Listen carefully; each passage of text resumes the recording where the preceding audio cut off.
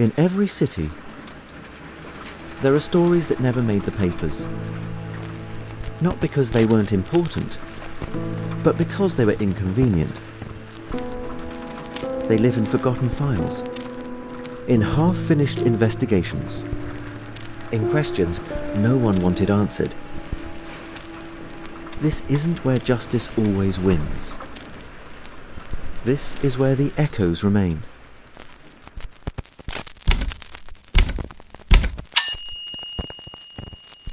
This is Reverberating Noir.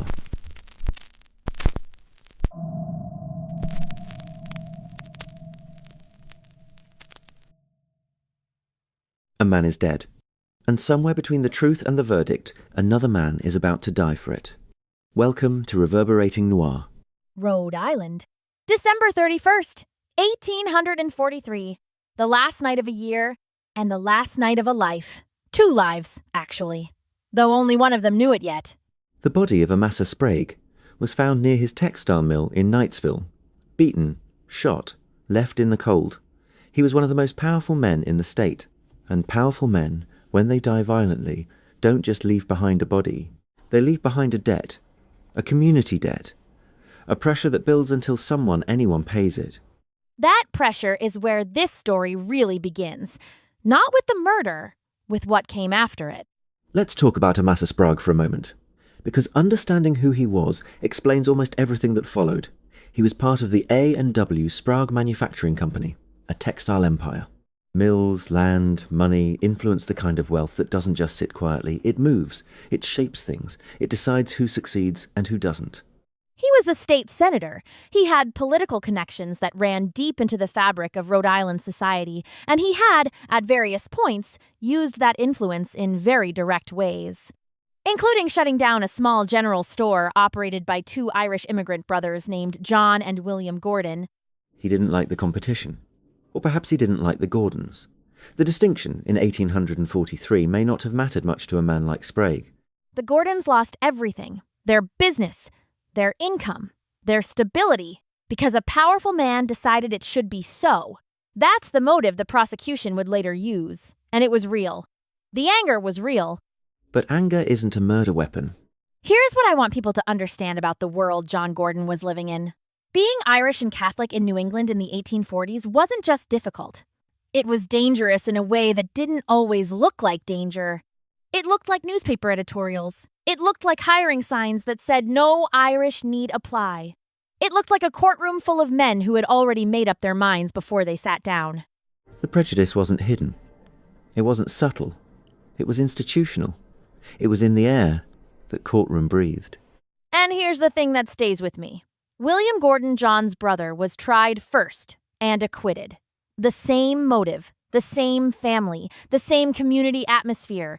And yet, somehow, by the time John's trial came around, the pressure had built to a point where acquittal was no longer an option the room was willing to consider. Something shifted between those 2 trials, and whatever it was, it sealed a man's fate. So let's look at the actual evidence presented against John Gordon, because this is where the story becomes genuinely disturbing. Walk us through it. Motive. The family's grudge against Sprague. Real, as we said. But motive alone has never been sufficient to convict someone of murder. It shouldn't be. It can't be. Then there was a cap. A cap found near the murder scene. Believed by some witnesses to belong to John Gordon. Not confirmed, not forensically identified. Believed. A chap. A cap. And then witness testimony. Witnesses who placed John in the area around the time of the murder, but their accounts contradicted each other. Key details didn't align. And several of those witnesses were, to put it carefully, not the most credible people in the room. No weapon connected to him. No confession. No physical evidence that placed his hands on Amasa Sprague. Just a cap, and stories that didn't quite match. And 12 men who were white, native-born, and Protestant. Every single one of them. Judging an Irish Catholic immigrant accused of killing one of the most prominent men in the state. Not one person on that jury shared his background, his faith, his experience of being an outsider in America. Think about what walks into a room with those men. Think about what they carry in without ever knowing they're carrying it. The verdict was guilty. John Gordon was sentenced to death. He maintained his innocence, not as a dramatic gesture, not as a performance. He simply kept saying, "I did not do this." And on February 14th, 1845, Valentine's Day, he was hanged in Providence, Rhode Island. Valentine's Day. I don't know why that detail keeps surfacing in my mind, but it does. Because it shouldn't be a footnote. A man died on a day meant for something else entirely, and he died still saying he was innocent. Either he was telling the truth, or he was one of history's most committed liars. And everything we now know about that trial points in one direction. His execution holds a grim distinction. It is widely considered to be the first legal execution in United States history driven primarily by ethnic and religious prejudice against an Irish Catholic immigrant. Not the last, the first. A milestone of injustice. Here's what I keep coming back to. The crime itself was never truly solved. Amasa Sprague was murdered, and the investigation essentially stopped the moment suspicion landed on the Gordons. Other possibilities were never seriously pursued. Other motives were never seriously examined.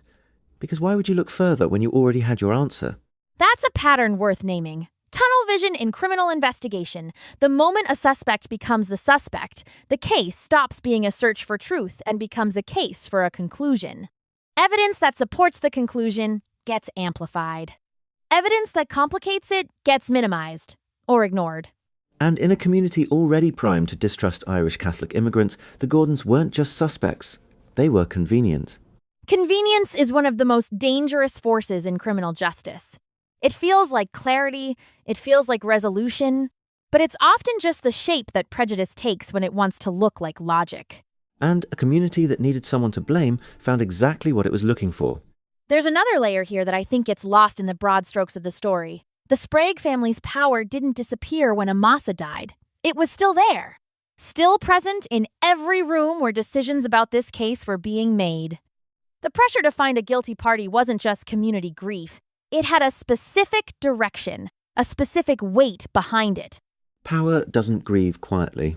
No, it doesn't. And when power demands justice, what it often gets, and what it got here, is the appearance of justice, the form of it, the ritual of a trial, a verdict, a sentence. Without the substance, without the fairness, without the truth. Rhode Island performed justice, and called it justice, and buried a man under that performance.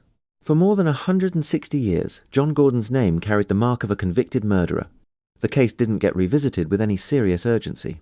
It sat in the historical record like a closed file, known to historians, known to the Irish-American community, but largely invisible to everyone else.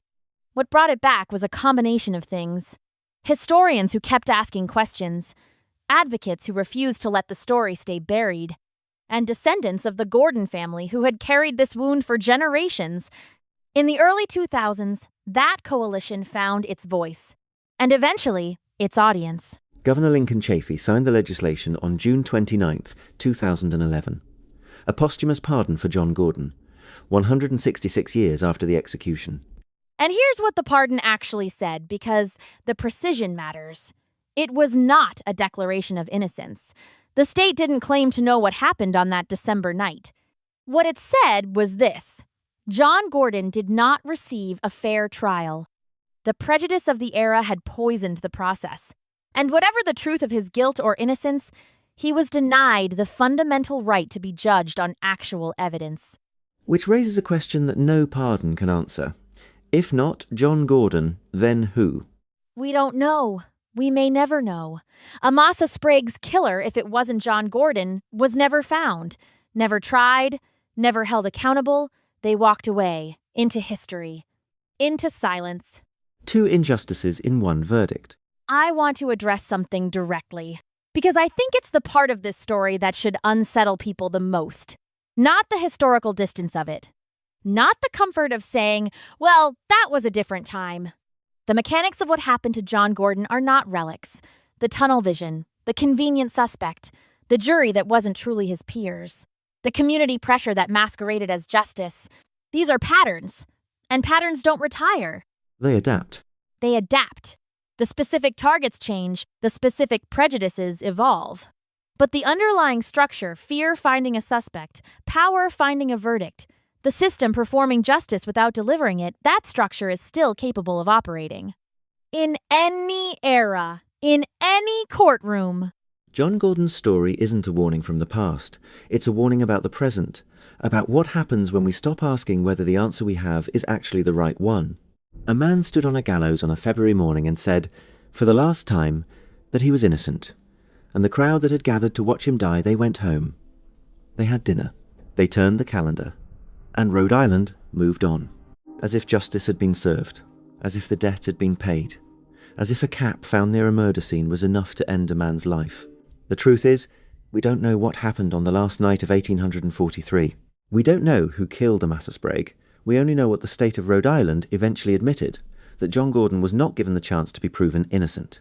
And that, by the time that admission came, it was 166 years too late.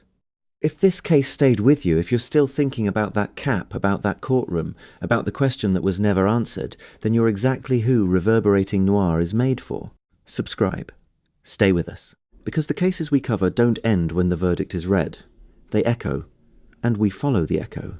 The pardon said John Gordon didn't receive a fair trial.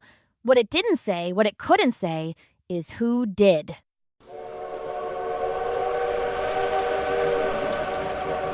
The recording ends here, but the case doesn't. Somewhere, the evidence still exists. The questions still wait. If this story stayed with you, if it followed you into the silence, subscribe to Reverberating Noir. Not for us, for the stories that refuse to disappear. Because as long as something doesn't make sense, the truth is still out there. And someone will find it. Until next time, keep listening to the dark.